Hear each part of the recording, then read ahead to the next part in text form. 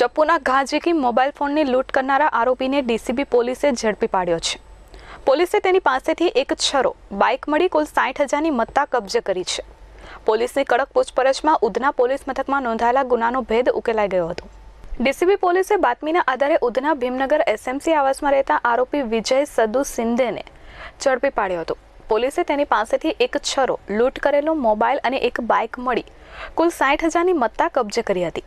પોલીસે તેની પૂછપરછ કરતા તેને જણાવ્યું હતું કે ગત તારીખ 8/12/2020ના રોજ તેના બહેનના દીકરા નરેશ સિંધે સાથે તે કામ પૂરું કરી ઉધના પાસેથી પસાર થઈ રહ્યો હતો।